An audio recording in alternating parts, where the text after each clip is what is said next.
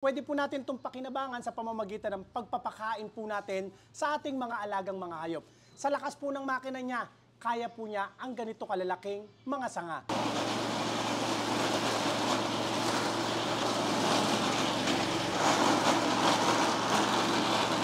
Tingnan nyo kung gaano kataba yan, ha? Oh.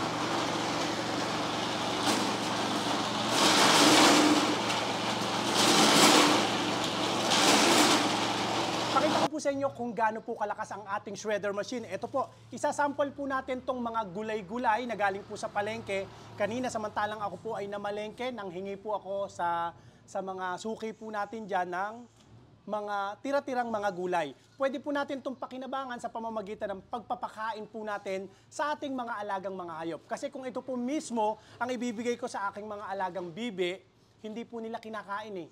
Tinutuka lang nila. Pero kung ito'y chinap-chap natin ng maliliit, kayang-kaya na po nilang kainin. Pakita ko po sa inyo ha, at hindi lang po yung mga gulay-gulay ang pwede nating isalang sa ating shredder machine. Sa lakas po ng makina niya, kaya po niya ang ganito kalalaking mga sanga. Ito po, mga puno po o sanga po ito ng malunggay. Pakita ko po sa inyo kung paano niya durugin. Ito naman, mapapakinabangan po natin to sa minsan kalat na lang po sa atin yung mga sanga. Hindi natin alam kung paano natin i-dispose.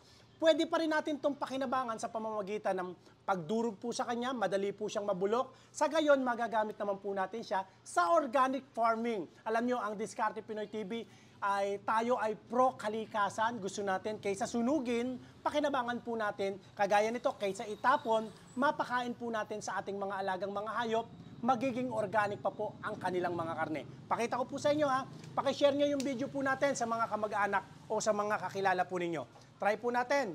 Briggs & Stratton po ang makina ng ating pong shredder machine. Try natin.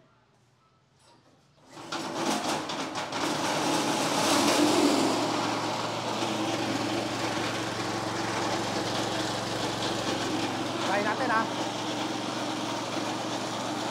Okay.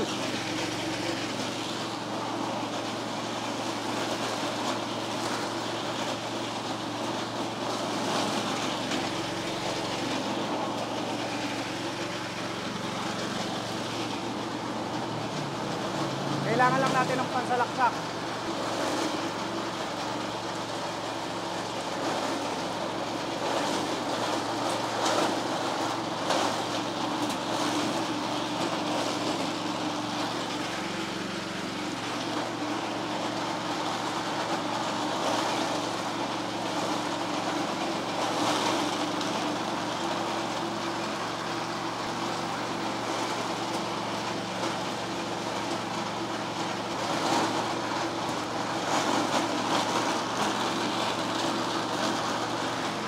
Ngayon naman, ito ang itry natin. Tingnan nyo kung gaano kataba yan, ha? Oh.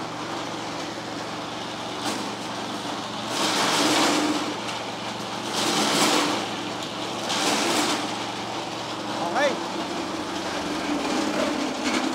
So, tingnan po natin ngayon ang unahin natin yung mga gulay. Naku po, ito na yung mga gulay, oh.